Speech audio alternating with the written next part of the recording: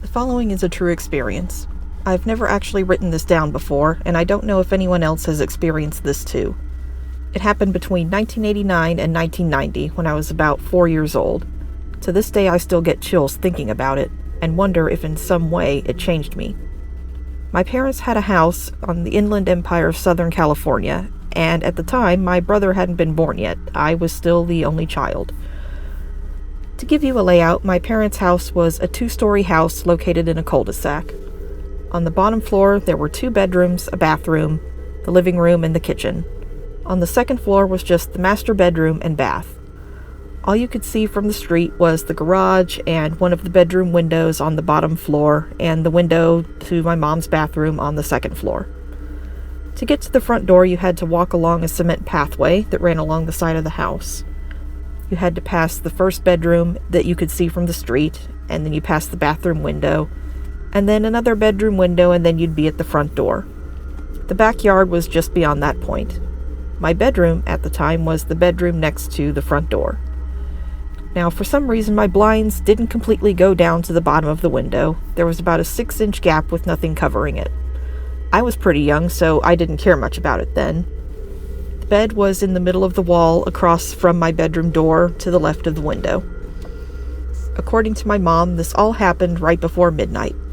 My mother was asleep in her room upstairs, and my dad was a police officer that worked nights in another city.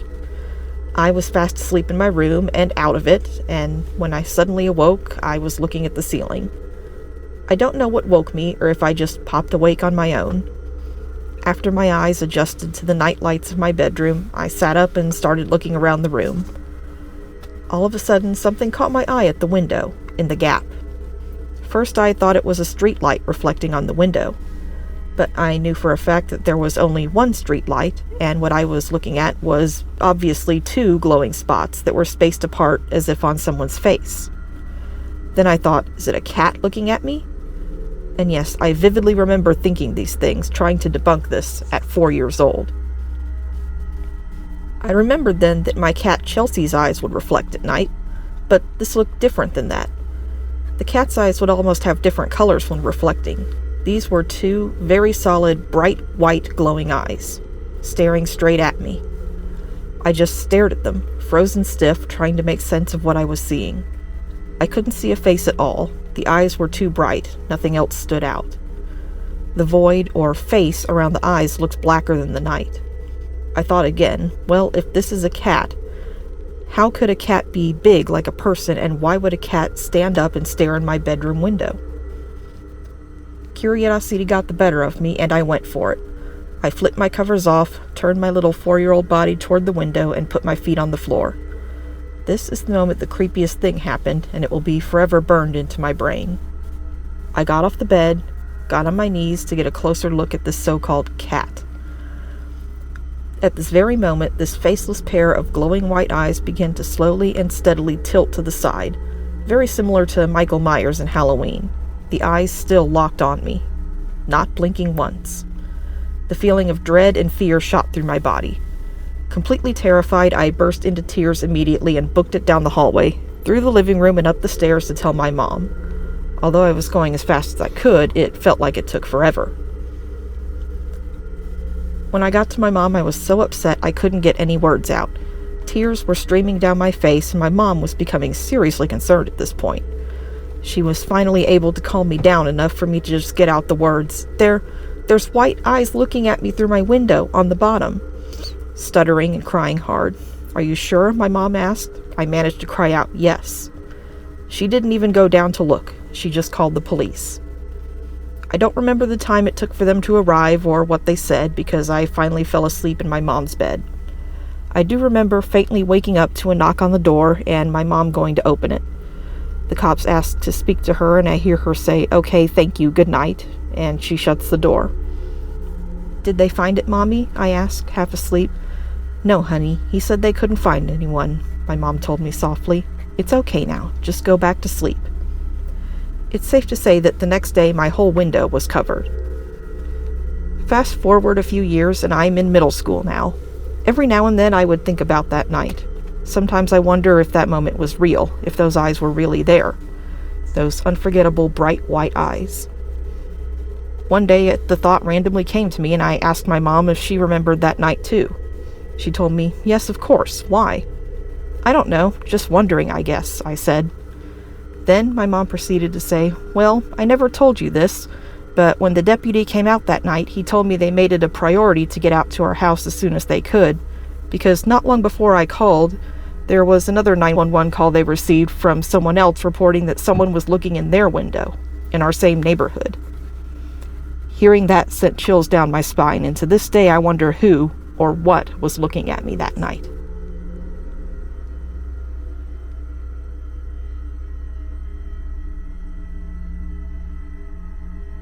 To preface, I'm a 23-year-old woman and half Cherokee from Georgia, United States. At the time this story took place, my fiancé and I were living on a large farm in Maryland. We didn't use the farm, but we were renting a small house on the property and were free to come and go around the grounds. I was only 19 when this took place, and the only residents in our home were myself, my fiancé, our cat, and our dog. Our cat was a lunatic barn cat that I'd rescued because I can't say no to animals that need help, and our dog was my loyal pit bull who was a sweet, cuddly, scaredy cat. She weighed about 75 pounds and was afraid of her own shadow. Our farm was situated on about 20 acres of land, and our driveway was about half a mile long. So usually when I'd get home from work, my loyal dog and I would go for a walk. And usually I brought my fiancé with me. Not that I was afraid to go alone, just that he spends too much time playing games and not using his legs. After our driveway was a 12-mile-long road through the woods and farms until it finally reconnected with civilization, so it was safe to say that we were far, far from other people, except our landlord, of course. The first miles were through open farmland, followed by a brief patch of forest, and then about half a mile of wheat fields, and then solid forest for 2 more miles. Now that you have the layout a bit, let's get into the creepy stuff. So it started off like any other weekday evening. My fiancé and I returned from home from our work to our happy cottage and our pets. Harley, our dog, was frantic to go for a walk, so I quieted her and changed into walking clothes and asked my fiancé if he would join me. He'd gotten home shortly after me, and he said he had seen one of the coyotes that we have around close to the field by our house. But as you may know, coyotes are mostly scavengers, especially out here on the East Coast, so I wasn't too worried, and I'm very capable of defending myself. I called him a puss and then told Harley that we could go on a walk and we'd be fine without him. Laughing to myself, we left the cottage and started walking toward the driveway. The sun was going down, and the October air had started to get a chill to it, and it rustled through the cornfields next to our big driveway. The corn was about 6 feet tall at this point in the year, and impossible to see through, and I assume my fiancé was just trying to scare me because there was no way he could have seen a coyote in the field. Harley was enjoying her time on the field, tearing in and out of the corn stalks on our way up the driveway, and I knew that even if she was as big a coward as she would alert me to any danger by very quickly running away. By the time I reached the end of the driveway, the sun had set and the moon was already coming out and shining high about the fields. It wasn't quite full, but it provided enough light that I didn't need to use my flashlight or Harley's collar light. We turned left down the road and proceeded across the first section of field. The first field was soybeans, and if you don't know, they're relatively short plants that nothing but a rabbit could hide in, and off in the distance I spotted a few deer, but nothing alarming, so we relaxed and enjoyed our walk through the night air. I threw a stick and Harley brought it back to me over and over again, typical dog and owner stuff. We reached the first small section of trees, and Harley stopped and bumped into my leg, letting me know there was something ahead. It wasn't a coyote or a deer, but there was a rabbit that had been hit by a passing car and was still struggling. As much as I hate to say this, there was no way it was going to live, and honestly that's probably what drew the coyotes in. So I knelt down beside it and, using my knife, quickly put it out of its misery, as my family had taught me, and let it pass into the next life. Feeling sad but somewhat relieved that all we had encountered was a handful of deer and that poor rabbit, we continued our walk and passed into the next field. This was a wheat field, and the wheat was about ready for harvest, so it was quite tall and hard to see through. The field was quiet, though Harley didn't do anything, so I figured the coyotes had passed on if there had ever been any at all. Now this is the part you've been waiting for, and I still can't tell you what it is, but here we go. We rounded the corner of the field and into an area with wheat on our left and forest on our right, and the air seemed to go still. Harley got closer to me, and I could hear rustling in the wheat field. I saw 3 tails circling back toward the forest. Coyotes. The eastern coyotes are small, but in a pack they can get pretty ballsy. Harley raised her hackles, and I yelled at them, "Get out of here, go on, fuck off," as loudly as I could, and the coyotes, startled, scattered off into the trees. I decided to turn around and get out of there before they decided to regroup, because I am brave, but I'm not going to walk into a darkened forest with a coyote pack and a cowardly pit bull. So we turned to head back, and again I heard rustling in the wheat. A confused coyote? I thought it must be, but no, Harley was standing stock still, staring at the wheat. I whistled for her to come with me, that high-pitched whistle with 2 fingers. That snapped her out of it for a second, then my whistle was returned from inside the wheat. All of a sudden, all the family legends I'd heard came flooding back to me, and I expected to see a tall, thin creature emerge, but nothing did. I didn't smell rotting meat or feel a sense of dread. Instead, I was transfixed with fear and curiosity. I whistled again, and again the whistle was returned, sounding very human, but at the same time not. Against my better judgment, I said, "Hello?" My own voice replied, "Hello?" With my hand on my knife, I said, "Show yourself." Silence. No bugs, no coyotes, no sounds from Harley, just my own breath. Slowly, the rustling started again, and I turned on my flashlight. I shined it on the wheat field, and what I saw confuses me to this day.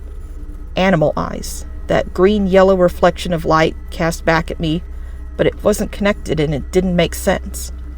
Then there was a girl, no more than about 14 to 16, crouched in the wheat. She wore what I think must have been some kind of deer or skin or fur, but she was naked otherwise. She was very thin and looked as though her skin had never seen sunlight. Her hair was long and tangled with wheat and leaves. Under any other circumstances, I would have said she was beautiful, but at this moment she was terrifying. We stared at each other for what must have been a solid minute or so, but felt like much longer, until I heard the unmistakable coyote howl from the forest. Both of our heads snapped toward the noise immediately, and I heard her take off through the wheat toward the sound. At that same moment, Harley took off toward our house, and I went after her. We didn't stop running until we got to the driveway, and I stopped, not wanting my fiancé to know I was running away from something. I could still hear the howling in the distance, and we started walking at a brisk pace. We made it back to the cottage with no further problems, and I didn't tell my fiancé about it, not wanting him to go out there with a gun. She hadn't hurt me, so I didn't think it was right to hunt her. I was awoken in the middle of the night by the sound of coyotes outside our cottage. This wasn't usual, but now I wondered if she was with them. When I was coming home from work about a month later, I'd stopped obsessing about that night, and I almost thought I'd imagined it, when suddenly I had to slam on my brakes because of something in the road. It was dark, and when my headlights hit it, its eyes reflected, green and yellow. It was a large coyote, and it just stared at my car for a moment and then ran off into the woods. I know this sounds crazy, but I wondered if it was her.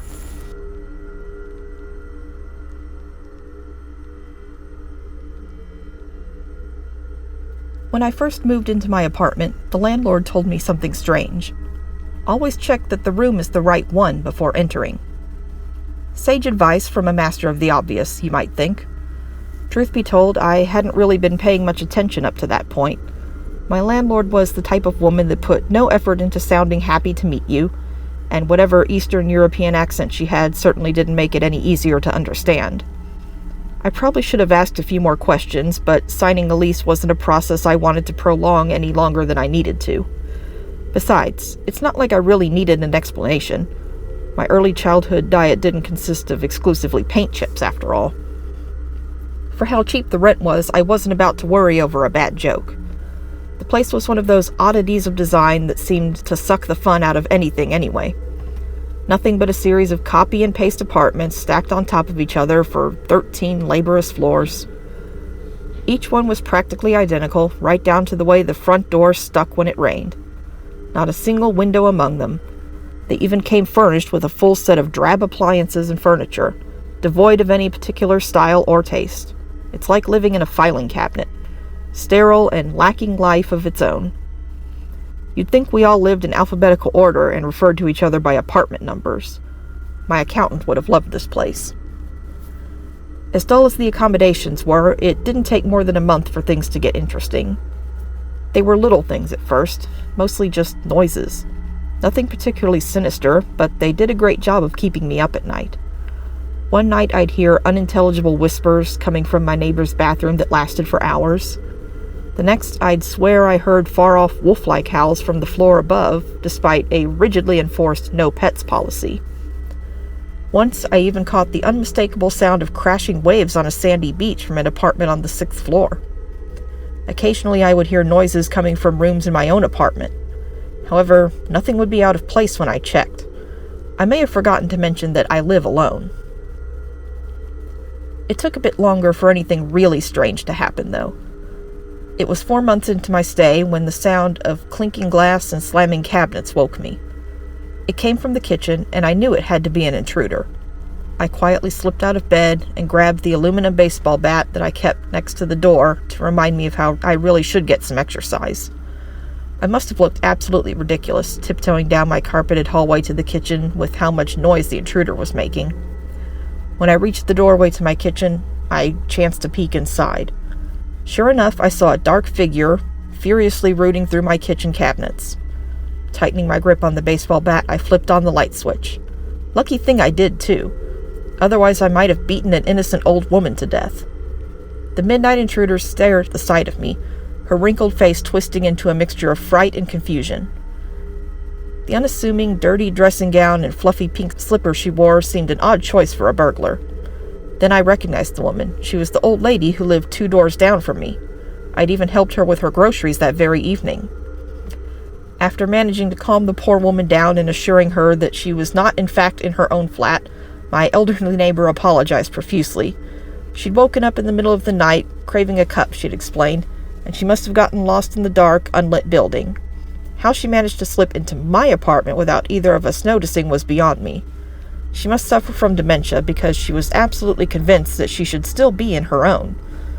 I don't think she understood just how close she came to a baseball bat to the head, and I wasn't in the mood to explain it to her. I tried to be as polite and understanding as I could as I escorted her back to her apartment, but something was bothering me. Something about the whole affair made the little hairs on the back of my neck stand up. It wasn't until I locked my front door behind me that I realized what it was. Before going to bed, I remembered quite clearly locking the door from the inside. I racked my brain all night, but I just couldn't explain how the old woman could have wandered into my apartment. Having no one else to ask, I decided to bring the subject up to my next-door neighbor the next day. Cornering him in the hallway that evening, I had trouble broaching the subject. When I'd finally stammered out my story, however, he seemed rather unsurprised by the whole ordeal. Apparently this sort of thing happened all the time. Not just to the old lady down the hall either. Almost everyone in the building had a similar tale. It was the doors, he said. They didn't always lead to the same place. Sometimes you would be facing a door that led to your bathroom, only for it to lead to your bedroom instead. It could even lead to a completely different apartment on a completely different floor. Once he heard that someone's closet door had opened to the alley on the north side of the building. It was a pretty crazy thing to think your door could lead somewhere in the building and without notice, but my neighbors seemed to believe that the phenomenon stretched further than that. To get around this little nuisance, he suggested I do what the other tenants do. The generally accepted method was to make 2 marks on either side of each doorway in the apartment with a marker. That way you could tell if the room you were about to enter was the right one at a glance. If the 2 marks didn't match up, you were staring at a doorway to the unknown. At least that was the idea. The old lady must have forgotten to check when she stepped into my kitchen, or at least had not seen it in the dark. My neighbor seemed rather annoyed by the thought. He made it painfully clear that I wait for the door to go back to normal before using it. I should, under no circumstances, ever enter a room that shouldn't be there. Always check first. My neighbor experienced the anomaly himself in the past, but only as a mild annoyance. Even still, he was very adamant that I take the matter seriously. But how could I? Who in their right mind would believe a story as insane as this? Sure, it could explain how the old lady got into my apartment without using the front door, but it created all sorts of other questions. And the last thing I wanted to question were the laws of physics. Mass hysteria, that had to be it. A building filled to bursting with lunatics. In the end, I found it simpler to write my neighbor off as a head case and move on with my life. However, I still did as he suggested. With a red Sharpie secretly borrowed from work, I drew a line on each side of every door jamb in my apartment. It was more out of curiosity than anything else. Or maybe I was just daring the universe to prove me wrong. Either way, after a few weeks, I'd gotten into the habit of checking if both marks were there before I entered a room. I saw it as a little inside joke. When in Rome, do as the wackadoos do.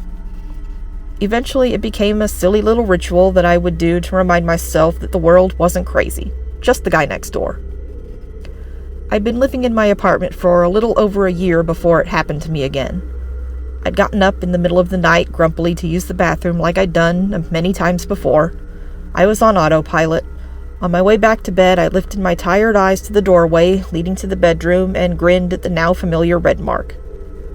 But I hesitated. There was only one mark.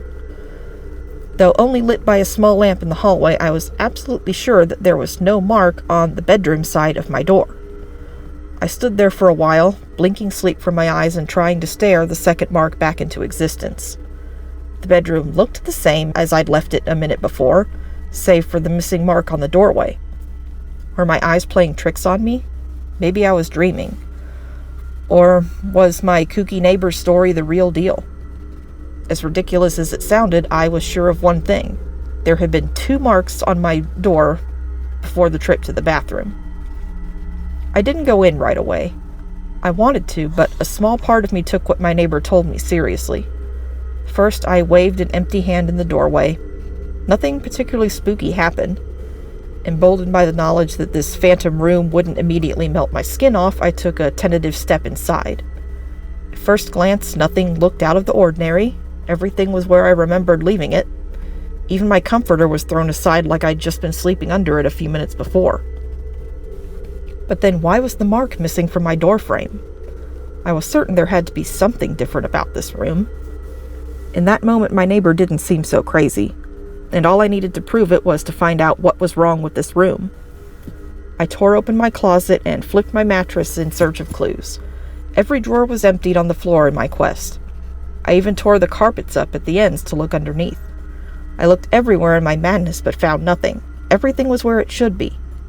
Somehow, though, I knew this was not my bedroom, and it wasn't until I turned back to the door to check if the second mark was really missing that I realized what was different about it. This room had no doors.